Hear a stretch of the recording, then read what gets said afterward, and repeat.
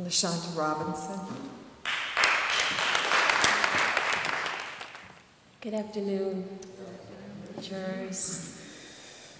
Miss Corinne Kumar, who changed my life within 5 minutes of meeting her.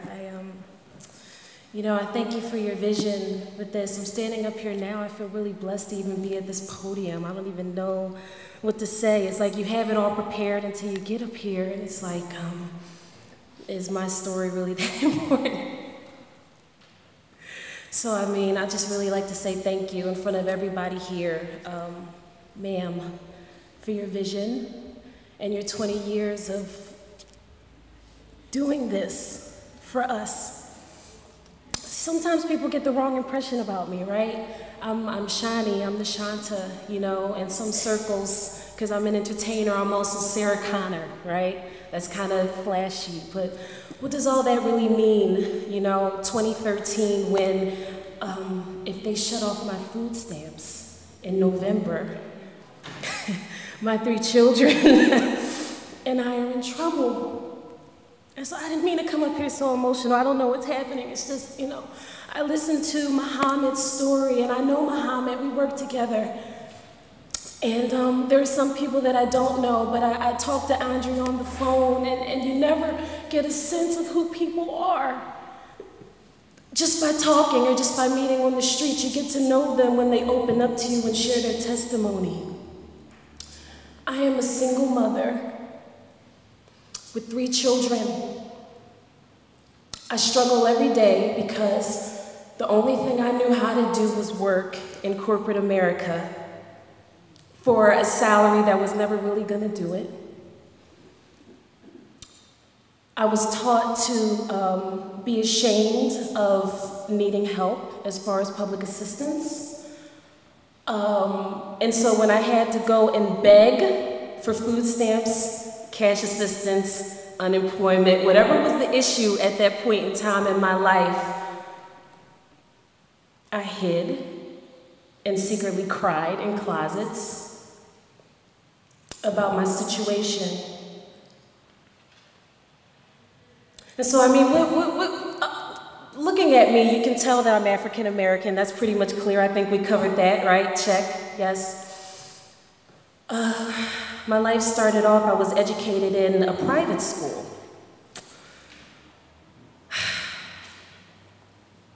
And I grew up and I spoke differently. I was born and raised in Philly. And I know you guys are gonna shoot me, but in West Philadelphia, born and raised, that was me. But I was a military brat. And so we moved around a lot. And so when my parents got divorced and I had to come back to Philly, I spoke a little different. And I don't know if you guys really know what that means, but it was a target on my forehead that meant beat her up every day until she starts talking ghetto.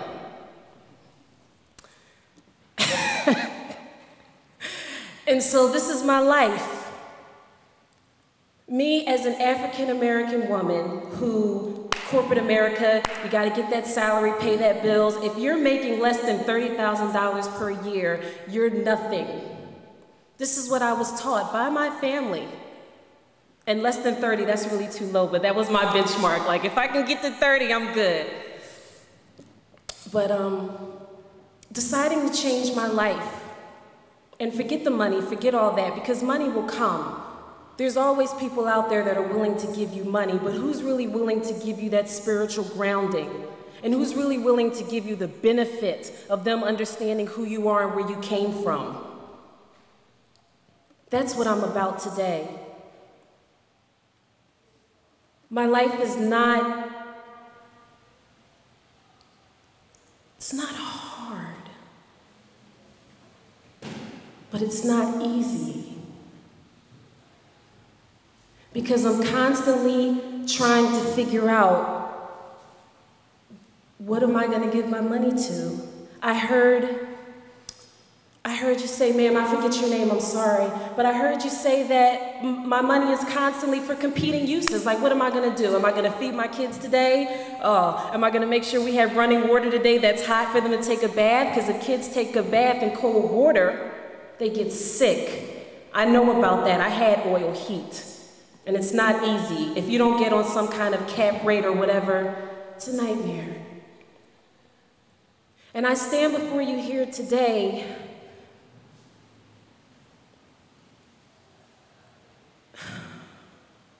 to not get emotional in front of all of you, not to do that, but to tell you that it's a struggle, and we need to listen to each other. Because if we don't listen to each other, then who's going to listen to us? If we don't care about each other and give out hugs when we're finished testifying, who's going to do that for us if we're not doing it for each other first? When the food stamp machine stops working, who's going to go and give a cup of sugar if you need it? I changed my whole everything that I was going to say around today because I need to make sure that we in this room have buy-in. Collective buy-in about the situation that we're in today and the future, and to make sure that we understand that we need to be there for each other. I heard my sister say, everybody's my sister, black, white, green. I love them black, white, Puerto Rican, and Haitian. I'm music, like everything is always like a song in the back of my head. But that's true. That's true. And if we don't take care of each other, nobody else is going to take care of us. Nobody's going to do it for us. If we don't pray for each other, Reverend Adon, nobody else is going to pray for us. If we don't march for each other, nobody else is going to march for us. We have to do this. It's up to us. And I refuse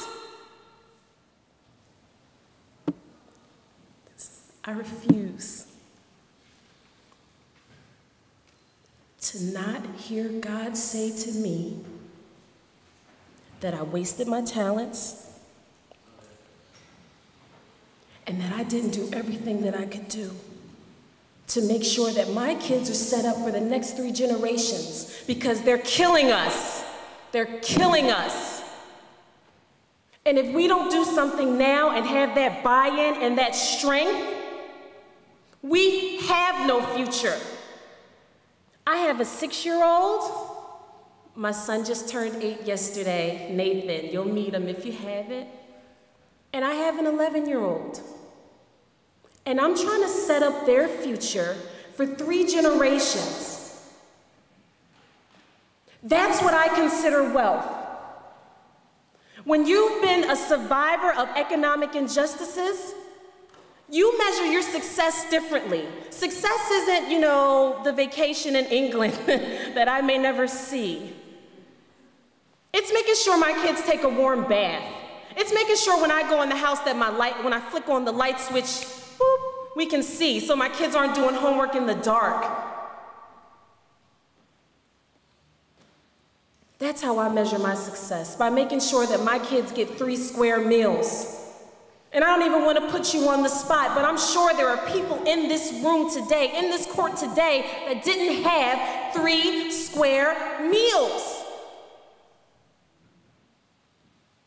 I ask you, audience, jurors, what kind of world do you see for our future? What kind of future do you see for my 6-year-old, my 8-year-old, my 11-year-old? And I thank God for you, Sherry. I don't want to put anybody on the spot, but Sherry took me when I was just I'm still a beginner at this. I'm still new. I'm 4 years into activism as opposed to lifetimes. But Sherry came and took me like, come here, you. And she transformed me into someone who was not afraid to say how my life was not as picture perfect or as pretty as you would think that it is, but to also help me to see the solution and actively pursue it. And that's what I'm about. I'm about actively pursuing the type of future that I want to see for my children, for your children, for Guillermo, for terrace kids.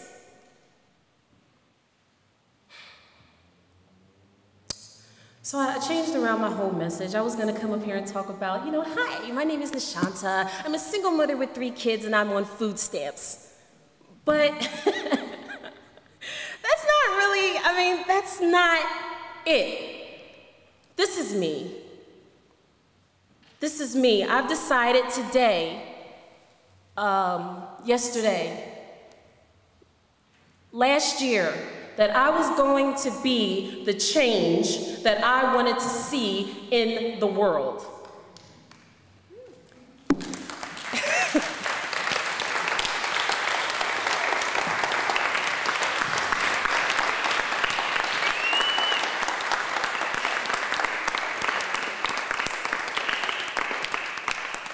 On the street, you get to know them when they open up to you and share their testimony. I am a single mother with 3 children. I struggle every day because the only thing I knew how to do was work in corporate America for a salary that was never really gonna do it. Sometimes people get the wrong impression about me, right? I'm shiny, I'm Nashanta, in some circles, because I'm an entertainer, I'm also Sarah Connor, right? That's kind of flashy, but what does all that really mean? 2013 when, if they shut off my food stamps in November, my 3 children. Nashanta Robinson. Good afternoon, jurors. Miss Corinne Kumar, who changed my life within 5 minutes of meeting her. I thank you for your vision with this. I'm standing up here now. I feel really blessed to even be a children. And I am in trouble. And so I didn't mean to come up here so emotional. I don't know what's happening. It's just, I listened to Muhammad's story, and I know Muhammad. We work together. And there are some people that I don't know, but I talked to Andrea on the phone, and you never get a sense of who people are just by talking or just by meeting this podium. I don't even know what to say. It's like you have it all prepared until you get up here, and it's like, is my story really that important? So, I just really like to say thank you in front of everybody here, ma'am, for your vision and your 20 years of doing this for us.